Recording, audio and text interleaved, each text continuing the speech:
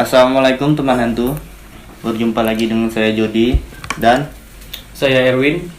Di sini kita punya teman baru. Teman baru lanjut? iya teman Baru baru. ketemu tadi. Ketemu di jalan, terus bincang-bincang sedikit. Dia punya cerita mistis.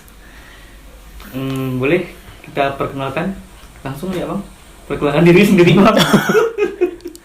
Tamu tidak dianggap saya nih. Langsung aja bang. Kok saya yang perkenalkan diri? Ya ini namanya Sandi. Gitu dong. Jadi gimana bang? Cerita abang nih, saya dengar abang ada cerita mistis bang. Ini bukan cerita tentang hantu extra joss ya, yang jelas ya.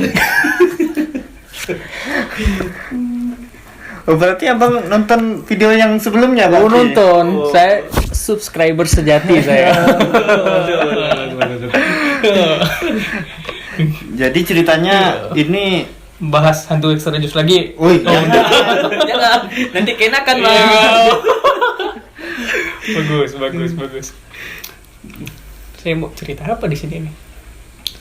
cerita mistis. Oke, mistis. Bisa dimulai kan ya? Bisa. Udah direkam belum? Udah. Oh, udah. Jadi ini kejadiannya. Ini sebelum cerita saya mau bilang dulu kalau kejadian ini nih real ya. Jadi di sini nggak ada dibuat-buat. Ini berdasarkan pengalaman saya pribadi sama pengalaman beberapa orang sih. Kebetulan orangnya orang-orang jauh semua. Oh, nggak ada airnya bang. Haus saya ini. Haus. Mana tamu dibiarkan haus. Jauh jalan kaki tadi bos. Aduh. Oke, balik ya. Serius ya. Serius. Saya minta, Biar lebih seram realnya. saya minta nggak ada ketawa bisa ya? Bisa. Bisa. Jangan ketawa ya. Yaudah, kita mulai. Jadi kejadiannya itu baru sih kejadiannya. Awal tahun ya. Kan kebetulan saya lagi ada kegiatan di, saya sebut aja tempatnya ya. Intinya di luar Kalbar lah ya. Saya kegiatan di Pulau Jawa. Kayak pendidikan gitu ya. Kan di kedinasan kan memang ada ngambil pendidikan ya kurang lebih 1 bulan. Nah dalam waktu 1 bulan itu Sabtu Minggunya kan libur nih. Nah jadi kita kebetulan pas pendidikan itu per kelas itu ada sekitar 25 orang. Nah dia dibagi per kelas. Nah jadi ketua kelas kami ini mau ngadakan, maksudnya itu kalau Sabtu Minggu weekend minggu pertama itu kita liburan bareng gitu. Nah jadi kan 1 bulan ya ada 4 minggu. Nah minimal dalam satu bulan itu ada minggu yang kita liburannya bareng-bareng, nggak sendiri-sendiri gitu. Nah biar kompak kan. Nah liburan lah kita di salah satu daerah ya, mungkin saya sebut aja ya, saya pendidikan itu di daerah Tangerang gitu. Nah liburannya di daerah B gitu ya, jaraknya kurang lebih sekitar 1 jam di situ dan posisinya di pesisir tepi pantai. Nah kita udah direncanakan, udah disiapin tempat sama senior itu kan, kebetulan senior juga yang punya wilayah di sana. Jadi sampailah di hari langsung ya, kita sampai di hari Sabtu. Nah ini satu kelas udah berangkat semua kecuali kami bertiga nih. Karena kebetulan ada salah satu kawan nih ada kegiatan di Jakarta, jadi kita nunggu kegiatannya selesai dulu baru kita nyusul ke daerah itu gitu lah. Nah begitu mereka kan berangkat pagi siang udah sampai di sana. Terus tim kami ini bertiga nih jemput dulu nih si temen ke tempat acara, habis itu baru langsung ke hotel itu gitu. Hotel yang berhantu. Nah dibilang berhantu ya memang kejadian sih gitu kan. Nah singkat cerita udah dijemput ke tempat acara, terus kita sampai sekitar waktu itu jam 5:30 sore gitu. Jadi pas teman-teman di sana udah lagi nikmatin sunset kan, kebetulan tepi pantai kan. Nah begitu saya sampai, saya udah ngerasa ada yang aneh nih sama hotel ini nih. Maksudnya tuh anehnya tuh nggak sampai kepikiran kesana sih. Kok hotel semewah dan semegah ini kok sepi gitu. hotelnya mewah sekali, bisa dibilang hotel paling mewah di provinsi itu gitu loh, provinsi loh, bukan kabupaten ya, provinsi itu gitu, dengan luas, ya bisa dibilang hotel campur resort ya, atau apa sih, kayak ya mewah lah intinya kan. Cuman hotel itu karena faktor dibangun tahun 90-an, jadi dia mewah tapi tua. Tua. Gitu. Nampak gitu kayak desain-desain Eropanya gitu kan. Nah, sampailah kami di hotel gitu. Nah, kita kan ada sekitar 25 orang nih, dibagi di 3 lantai kan. Lantai 5, lantai 6 sama lantai 7. Jadi yaudah kita langsung ya, saya langsung check in, langsung naik, langsung dapat kamar kan. Masuklah kami ini, karena kamar kami ini nunggu dibuka itu, nunggu si senior yang punya wilayah nih yang menyediakan tempat datang. Jadi kami nginep dulu nih di kamar yang udah ada udah ada teman juga di situ. Nginep, nyimpen barang, udah kami turun ke bawah ya, mati sunset lah sama-sama sama teman gitu. Nah, singkat cerita udah sampai malam kan, kami masih belum dapat kamar nih, karena si senior ini kan masih ada kegiatan ya. Nah, jadi begitu udah dapat kamar, jam masih awal tuh, jam 7-an udah dapat kamar. Dapatlah di kamar 2201. Itu di lantai 5 di hotel itu, di lantai 5 gitu. Jadi di lantai 5 ini ada sekitar 4 kamar yang disewakan. Tapi jaraknya tuh enggak dekat, bisa-bisa misalnya di sudut sini, gitu. Satu kamar itu isi 4. Karena ini saya jelaskan detail ruangannya dulu ya. Kamarnya nggak kayak hotel yang biasa sih, maksudnya tuh kayak begitu kita masuk hotel itu, kamar itu ada ruang tamu, ada dapur, terus di dalam kamar itu ada kamar lagi gitu, dipisah lagi. Jadi ada kamar A, ada kamar B dalam satu ruangan gitu. Karena mungkin yang disewakan kamar yang kelas yang agak tinggi tipenya di kamar itu gitu. Nah, karena saya datang bertiga nih telat, kan satunya kan cewek ya udah otomatis kan, karena di kamar cewek ya, tinggal kami berdua. Kami sampailah di kamar itu gitu, kamar 2201. Nah, kan pas sampai kami masih di kamar senior nih, kami kemaskan barang, langsung pindah nih ke kamar yang udah disewakan nih, pindah bawa atas ini dah sampai. Nah, saya kan berdua, teman saya sebut namanya siapa ya, kasih inisial ya, Jody. Jody. Saya kasih nama Jody lah ya, kawan saya ini Jody, biar mudah diingat kan. Nah, saya sama Jody. Jadi si Jody ini mau mandi duluan gitu loh. Yaudah, saya biarkan dia mandi kan, karena mungkin kan saya bilang tadi kan dalam satu ruangan ada 2 kamar ya. Kan tidak mungkin kami tidur misah kan. Yaudah, kami dalam satu kamar. Begitu buka pintu, hawanya itu udah nggak enak. Hawanya dingin sekali, padahal AC nggak hidup loh. AC-nya tuh nggak hidup, dan di daerah itu juga bukan daerah gunung, daerah pesisir. Dingin sekali kamarnya, itu udah merinding sekali badan saya tuh. Kayak wah, ini dah nggak beres. Cuman kan nggak sesuai sama cerita di episode sebelumnya. Nah, kan kalau ada kejadian tuh nggak mungkin diomongkan langsung di situ kan. Tunggu udah balik baru diceritakan. Nah, sama kejadiannya sama saya juga sama. Merinding gitu kan, kayak wah. Sebelumnya tuh pengalaman sebelumnya itu nggak pernah semerinding ini gitu. Kok kayak dingin badannya, kayak oh ya udahlah, mungkin cuman perasaan aja kan. Itu kami buka, udah hidupin AC yang untuk suhu yang agak tinggi lah. Udah kami masuk kamar. Jadi kamarnya itu pun desainnya tuh kayak Jawa tua gitu.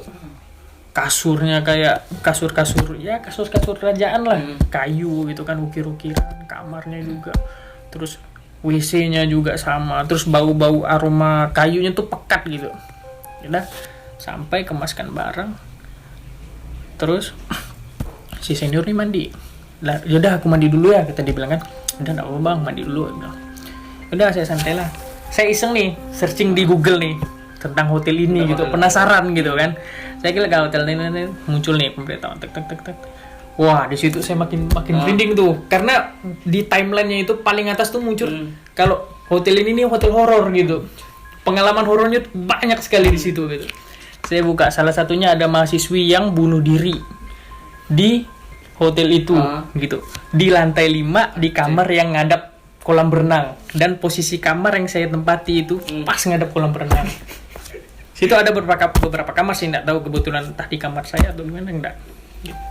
Wah, ya udah rasa nggak beres nih kan. Saya baca cerita, itu udah selesai. Baca lagi satu berita, ada orang Belanda yang bukan bunuh diri, yang meninggal, tapi itu 2 hari nggak ketahuan. Dia meninggal di posisi kamar yang sama gitu. Di deskripsi itu kamar yang ngadep, dia kan ada tower ya, maksudnya itu kayak di hotel ini kan ada kayak 2 puncak gitu ya, tower Nakula sama tower Sadewa namanya itu. Nah dia cerita di tower Nakula ini menceritakan kalau si orang Belanda ini meninggal jatuh ke semak-semak dan ditemukan 2 hari udah busuk gitu, maksudnya itu udah ada bau baru ketemu. Nah saya udah baca 2 cerita itu aja, udah saya matikan HP, saya diam nih kan posisi kamar saya ini kan ngadep langsung ke ruang tamu, pintu nggak saya kunci. Pas saya buka HP gitu kayak wah merinding, kok merindingnya tuh makin kuat gitu. Nah di ruang tamu itu ada kursi kayak meja makan, kayak bukan ruang tamu sih, maksudnya itu meja makan atau meja pertemuan. Saya lihat salah satu kursi tiba-tiba geser ke saya, Bergerak sendiri. ini kan anggaplah pintu. Saya ngadep ke pintu, langsung ketembus ke kursi itu tiba-tiba geser. Ini sumpah serius nih, gesernya tuh bukan cuman dikit-dikit, langsung sek ngadep ke saya, langsung saya tepuk gitu. Wah ini udah nggak beres nih, kejadian ini udah nggak beres sekali tadi.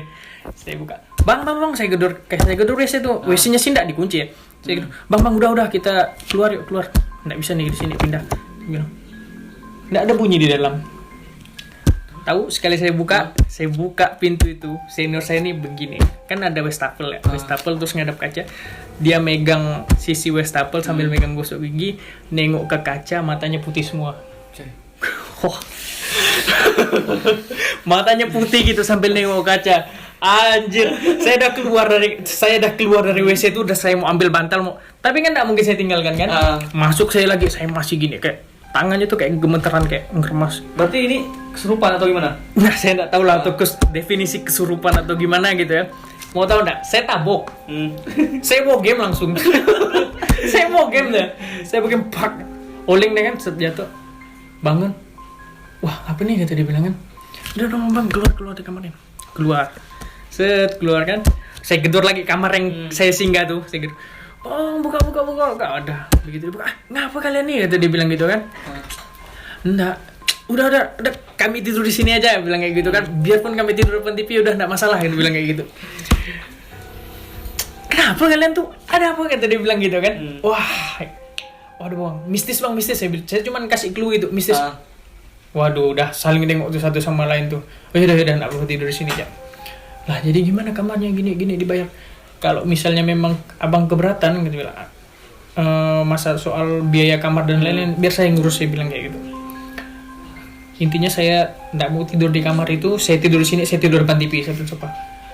Si teman saya yang satu kamar ya, si Jody tadi itu udah lemas, lesu gitu, tapi masih diajak ngomong, masih ini, cuma nyambung gitu, disuruh duduk aja kan. Nah kan sebenarnya rencana malam itu kan mau bakar-bakar, mau kayak barbecue gitu di bawah kan. Ya udah pada ngumpulin semua sini di atas. Jadi yang nginep di lantai 5, yang di lantai 6 sama lantai 7 ngumpul semua tuh. Turun semua kita ke bawah, ngobrol soal cerita-cerita, dan yang lain juga ngerasakan hal yang aneh di hotel itu gitu. Dari mulai WC-nya yang bau amis ini loh, amis darah gitu. Kayak amis darah gitu. Itu cuman itu cerita versi mereka ya. Kita fokus sama yang udah saya alami itu. Nah udah ngumpul ya udah, jadi rencana semua malam itu tuh batal semuanya, mau karaoke, pada mau ini itu udah ngumpul semuanya di satu kamar, sharing lah di atas. Jadi solusinya gimana gitu kan. Nah, begitu ngumpul udah begitu semua udah tenang.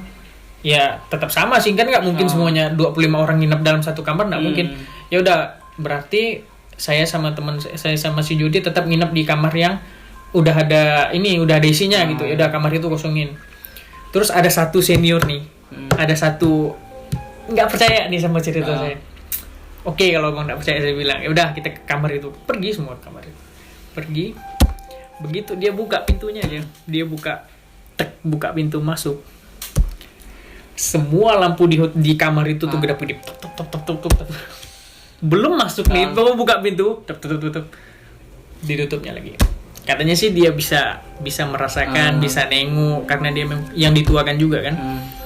Dia bilang, wah kamarnya nggak beres, dia bilang kayak gitu. Ya udah, tutup kan. Udah, ceritanya kita singkatkan, ya udah semuanya udah pada di kamar masing-masing, udah pada tidur. Ceritanya sebenarnya udah selesai nih. Cuman kan pagi ngumpul lagi kan.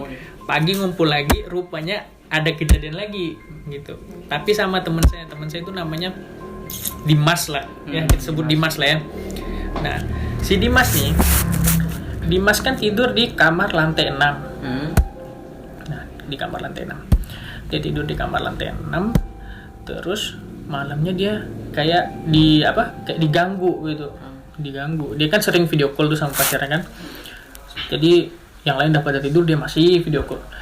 Udah video call malam. Terus dia bilang, dia cerita dari dia ya paginya ya, dia bilang ya udah, dia bilang pas udah selesai video call, dia bilang dia mau tidur. Dia tidur, katanya sih diganggu, selimutnya ditarik-tarik tuh, dia bilang kan. Nah dia kan risih gitu. Dibangunkan ya, senior di sebelah tuh dibangunkan, nggak ada yang bangun. Terus pergi ke kamar yang satunya kan masih dalam satu ruangan nih, ada 2 kamar kan. Pergi ke kamar yang satunya, dibangunkan, nggak ada yang bangun. Ya udah, diteleponnya lah, masih ada senior yang di lantai 7 yang masih bangun. Telepon, bang aku nginep di atas ya, aku tidur sini. Dia bilang. Ya udah, nggak apa-apa, naik aja gitu, dibilang gitu. Naiklah, tapi sambil video call nih, masih video call sama pacarnya. Dan katanya pun pacarnya ini maksudnya bisa visual gitu, ngelihat apa yang udah ada di hotel itu tuh dia. Karena memang gimana ya, saya jelaskan sekali lagi, hotel ini nih kayak selain mistis, suasananya itu juga ngedukung gitu. Udah kayak lorong panjang gitu, liftnya lift tua. Nah, dia mau naik ke lantai 7, si Dimas nih nyasar ke lantai 1 coba. Liftnya tuh turunkan ke lantai bawah. Gimana coba? dia mau naik tangga, nggak mungkin kan? Ya udah, inisiatif mau minta teman kan sama Sapam. Nah, turun ke bawah kan sepi kan, resepsionis. Tengok resepsionis dan ada, cuman ada satu Sapam di situ. Ya, panggilnya lah si Pak Sapam nih, Pak temankan saya ke lantai 7, dia bilang kayak gitu kan. Cuman Sapam nih nggak ngomong. Udah ditemenkan lah kan, temenkan diam. Langsung ditanya tuh sama si Dimas, ini hotel ini kenapa sih Pak? Kata dia bilang kayak gitu kan. Kok ini pokoknya cerita panjang lah gitu kan. Sapamnya cuma nengok terus bilang, udah nggak apa-apa, dia bilang kayak gitu. Nah, jadi pas naik lift nih, tujuan ke lantai 7, diacak tuh. Naik ke lantai 3, turun ke lantai 2. Naik ke lantai 4, turun ke lantai 3 gitu. Jadi untuk naik ke lantai 7 nih bolak-balik. Kan harusnya kan kalau kita tujuan ke lantai 7 berhenti di lantai 3 kan ada yang mencet berarti kan. Ini nggak ada, dia bilang. Waduh, kata dia bilang kan. Sapam tuh kayak anjing lagi, dia bilang kayak gitu kan. Diajak ngomong tuh nggak mau ngomong, dia bilang kayak gitu kan. Udah, sampailah dia di lantai 7 ujung-ujungnya kan lari dah. Pak, teman kan saya di kamar dong, kata dia bilang. Nuju ke kamar dong, dia bilang kan. Nggak bisa, kata dia bilang. Ya udah Mas, langsung aja. Kalau misalnya tidak keperluan lagi, ntar turun lagi ke bawah, dia bilang kayak gitu. Jerit, kata dia bilang. Pergi deh ke kamar lantai 7, di kamar si. Pergilah kamar itu digedor. Bang, nggak ada yang bangun di kamar gitu. Tapi dibuka sih sama kebetulan si istrinya juga. Nah, bawa istrinya dibuka kamar kan. Kok kenapa Nji? Kita dibilang kan udah masuk ke kamar kan. Ini dari cerita ini digangguin Kak. Istrinya tuh diam. Kayak enggak banyak ngomong. Pokoknya situasi tuh kayak dibuat semuanya tuh diam gitu. Aku nih kayak gini bilang kayak gitu kan sama istri. Istrinya juga diam, enggak banyak omong. Cuman buka pintu suruh masuk. Mukanya pucat lagi, kata dia bilang kayak gitu kan. Udah bodo amat, kata dia bilang kayak gitu kan. Nah, cerita di paginya itu pas kita ngumpul. Jadi si Dimas sama si istrinya Bang Hari ini debat nih.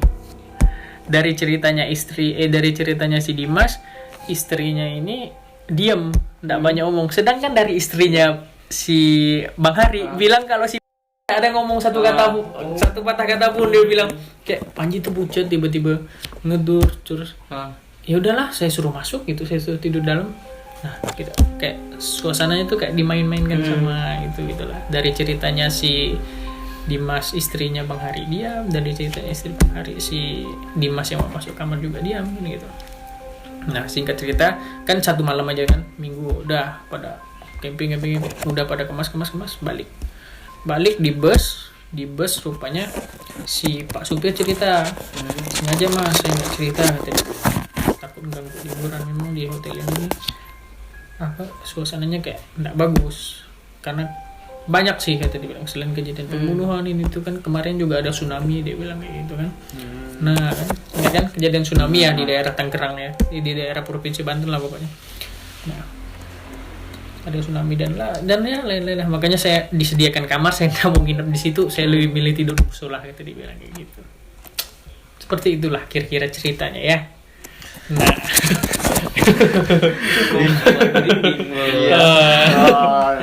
apalagi yang pada saat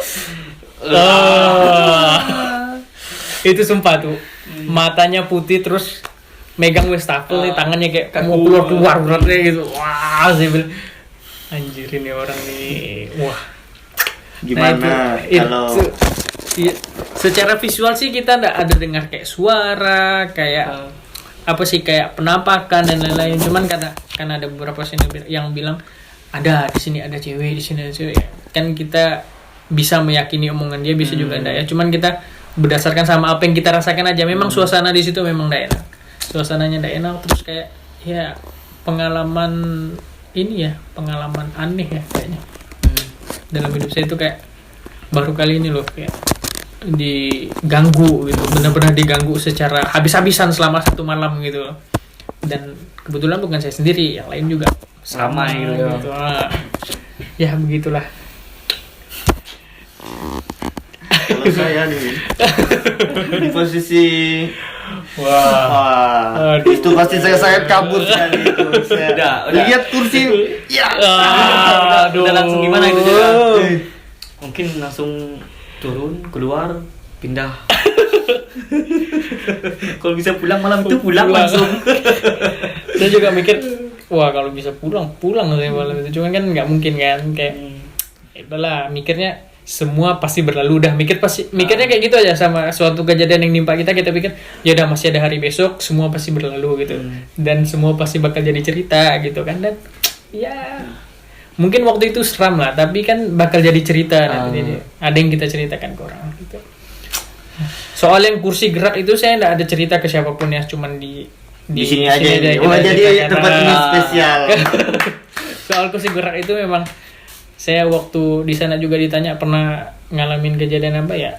Ya cerita yang ini aja, yang si Dimas yang diganggu yang Lilith. Ya gitulah. Jadi kesimpulannya apa ya kesimpulannya? Mereka itu ada di sekitar. Nah gitu. Betul. Yang namanya jin, namanya iblis atau setan atau apapun, semuanya tuh ada gitu loh, ada gitu ya. Susah juga sih jelaskannya kan. Yang jelas saya percaya ya, kalau mereka itu ada saya percaya. Dan mohon maaf kalau ada salah ya, dan di Al-Quran juga dijelaskan gitu, mereka ini ada gitu. Nah tergantung kitanya lagi lah yang membentengi diri gitu ya. Gimana Pak? Seru Pak? Seram. Wih asli. Saya sebenarnya selama di sana kan 1 bulan ya. Saya punya 2 cerita sih yang mistis, cuman yang satunya next lah nantilah. Kalau sewaktu-waktu kan? Saya diundang lagi gitu kan. Atau mungkin datang sendiri. Pengen cerita ya. Waduh. Jadi gitulah teman-teman hantu. Iya. Banyak berdoalah dimanapun kita, maksudnya di tempat manapun ya ada gitu. Nggak mungkin enggak gitu sih, sama aja sih. Dan tidak setiap orang bisa mengalami pengalaman mistis seperti ini. Jadi mungkin dia spesial. Spesial. Saya boleh minta extra jus nggak?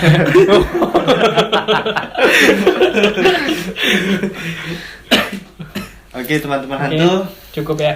cukup Mm-mm. sampai di sini cerita mistis kita kali ini. Mungkin next kedepannya kita bisa undang lagi dan menceritakan tentang kisah mistisnya yang Iya, lain. kisah mistis yang lain masih banyak ya. Oke, semuanya lambaikan tangan di kamera. See you.